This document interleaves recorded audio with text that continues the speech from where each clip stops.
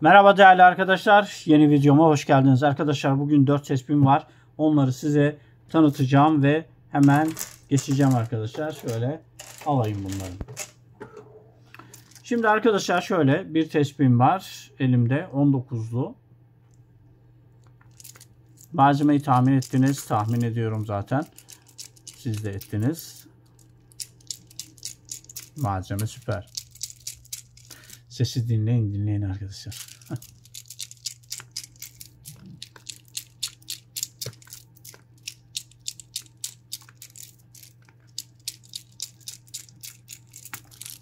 Harika. Harika. Çok güzel. Şimdi bu tespihimiz arkadaşlar hemen ölçülerinden bahsedeceğim size.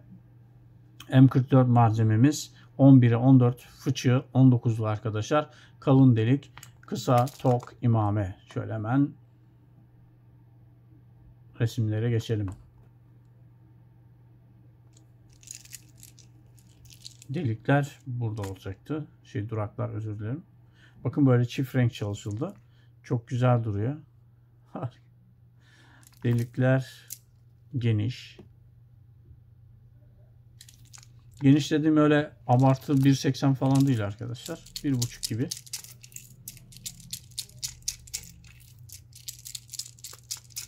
Çekim çok güzel. M44'ler de artık sona doğru geldi arkadaşlar. Bilginiz olsun.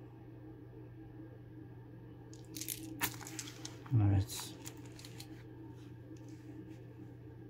Şöyle güzel bir görsel alalım. Harika duruyor. Canım benim ya. Tatlış ya, tatlış ya. Bir şöyle bakacaktık. Değil mi?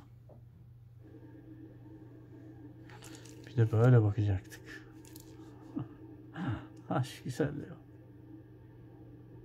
Tatlış ya. Şimdi buna bir ışık vuralım mı? Çift renk olduğu için vuralım.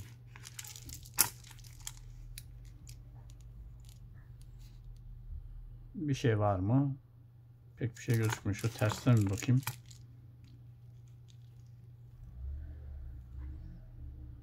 Evet. Yani ışık geçiriyor esasen. Böyle biraz kırmızımsı bir iç yapısı var ama pastel oranı daha yüksek. Daha çok böyle çok opak değil arkadaşlar. Şöyle güzel renk alsın da böyle Osmanlı bordosu rengi alsın da başka bir şey istemiyoruz ya. Şeker. Evet. Bu şekeri böyle bırakalım. Şimdi bir tane daha tespihim var. Bu tespihim de arkadaşlar bakıyorum hemen listeme. E2 malzemeden yapmış olmamız lazım. Evet. E2 malzemeden yapılma. Ölçülerini de söyleyeceğim. Hemen şöyle güzel bir bakın. Yakından bir bakın. Ölçüleri 9'a 11 arkadaşlar. Kalın delik, merdane sistem. Harika. Böyle fıçı kesim, kalın delik. Gerçekten böyle can alıcı tespihler. Evet. İp istek üzerine böyle yapıldı arkadaşlar. İpi istek üzerine.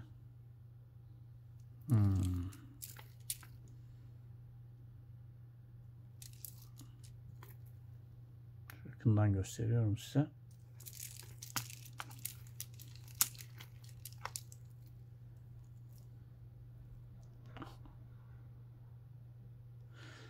Ayrıca cilasız arkadaşlar. Mesela bu tespihin de cilasız olduğunu söylemeyi unuttum. Çok özür dilerim. Bu tespihimiz de cilasız. Bu tespihimiz de cilasız 9'a 11 fıçı tespihimiz arkadaşlar.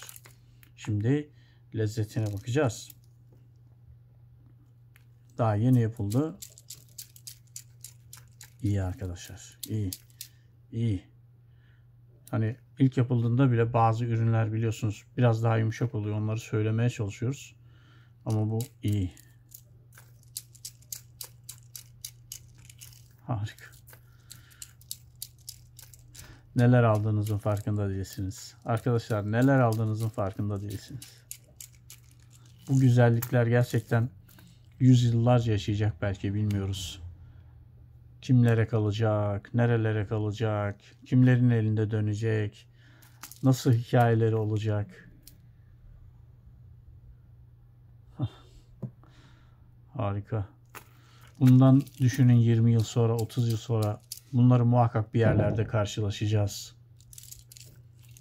O zamanki duyguları tahmin bile edemiyorum arkadaşlar.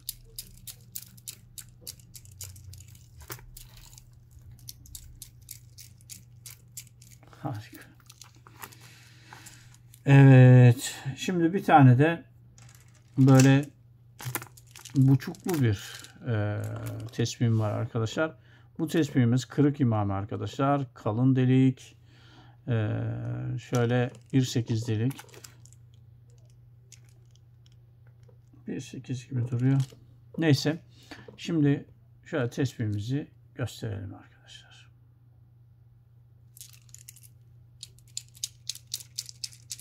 Şıkır şıkır. Çok güzel. Tesbihimiz çok güzel arkadaşlar. Tesbihimiz çok güzel.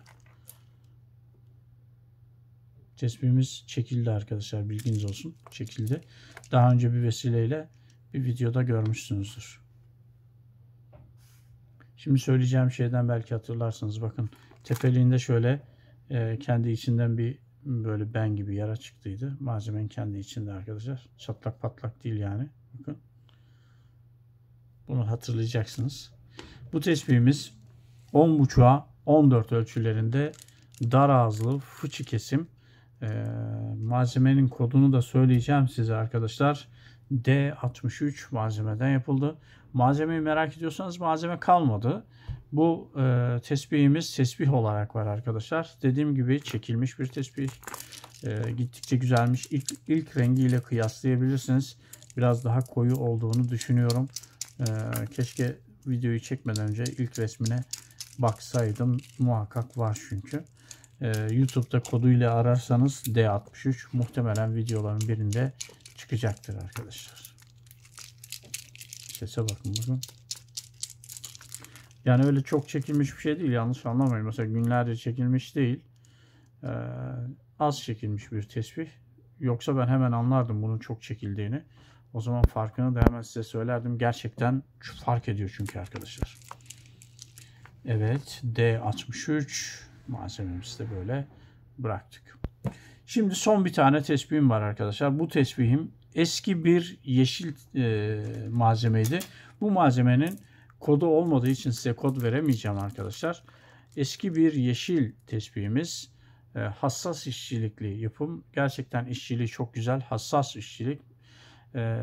İşçiliği Mehmet Çerçi işçilik arkadaşlar. Mehmet Çerçi usta yapımı. Teyit alabilirsiniz. Bunda sıkıntı yok. Tesbihimiz gerçekten çok güzel. Hassas çalışma. Renk müthiş olmuş arkadaşlar. Eski bir malzemeden yapılmaydı. O zaman tabii o malzemelerin kodu yoktu arkadaşlar. Yani tesbih müthiş duruyor. Duruşu harika. Böyle şimdi ışık tutmaya çalışacağım.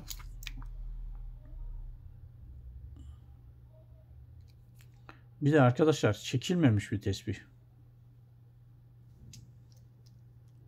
Çekilmemiş. Vay be. Bir de çekildiğini düşünsenize bu tesbihin. Tesbihin özelliklerinden bahsedeyim ben size. 10x14 ölçülerinde yumurta kesimi arkadaşlar. İnce delik. Mehmet Usta'nın klasik işçiliklerinden ince delik. Evet. Harika. Bu arada arkadaşlar bu ustalarımızın işçiliğini beğeniyorsanız direkt bana arkadaşların işçiliğini sipariş edebilirsiniz. Arkadaşların kendi ustalarımızın kendi hassas işçilikleri biraz fiyatını fark ediyor. Bilginiz olsun. Daha şimdiden söyleyeyim. Sonradan neden uyarmadı demeyin. Biraz işçilik farkı oluyor. Ondan sonra kumpas işçilikleri gerçekten harika, hassas. Bu bakalit malzeme istediğinizde kendilerine de sipariş verebilirsiniz arkadaşlar. Kendilerinden de bakalit isteyebilirsiniz. Ya da malzemeyi bizden alıp onlara gönderebilirsiniz. Çok yönlü çalışıyoruz arkadaşlar. Ya da siparişi bize verip işçiliği işte Mehmet Çerçi istiyorum, Ali Aydar Usta istiyorum, Ahmet Ocakbaşı istiyorum. İşte ondan sonra Kubat Bey olabilir Ankara'dan. Murat Kubat abimiz olabilir. Ondan sonra Süleyman Güler ustamız olabilir Trabzon'dan. Bunlara işçilik yaptıracağız diyebilirsiniz arkadaşlar. Biz de arkadaşlara tesbihleri göndeririz, malzemeyi göndeririz. Ne istiyorsanız önü açık arkadaşlar. Direkt kendileriyle de görüşüp işte renk isteyebilir, sipariş yaptırabilirsiniz. Hepsi bizim temsilcilerimiz arkadaşlar.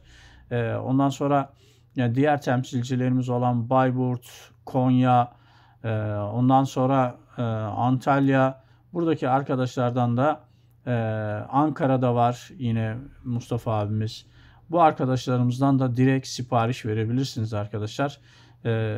Şu anda koordineli bir şekilde güven içerisinde çalışıyoruz. Bilginiz olsun arkadaşlar. Evet.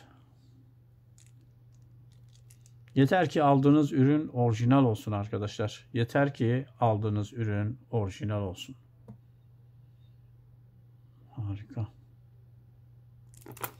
Çekim bu tespihin çekimine de bakalım değil mi? Hiç çekilmemiş tespih. Şöyle dürüstçe konuşmak gerekir arkadaşlar. Bunların sertliği daha iyi buna göre. Ama bu tabii çekilmemiş bir tespih olduğundan sertlik fark edecektir. Kısa süre sonra sertliği daha iyi duruma gelecektir. Şu faktör de var. Deliği çok ince. Kalın delik olduğunda işler biraz daha değişir. Aynı malzeme bile olsa biraz daha güzel ses çıkarır arkadaşlar. O da önemli bir etken çünkü.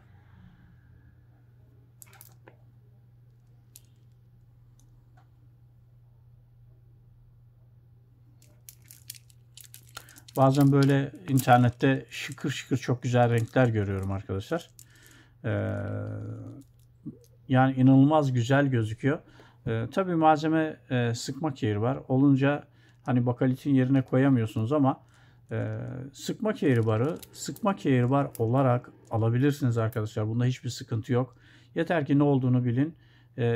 Sıkma kehribar dediğimiz malzeme epoksi malzeme. Uygun işçilikli bir malzemedir. Daha doğrusu işçilik ustaya göre değişir ama uygun malzemedir arkadaşlar. Yani alıp çekebilirsiniz ama tabii değerli olmasını istiyorsanız, ileride antika değeri taşımasını istiyorsanız, gerçekten çoluk çocuğunuza kalacak hazine gibi düşünüyorsanız, değeri olan bir şey olduğunu düşünüyorsanız bakalite alacaksınız arkadaşlar.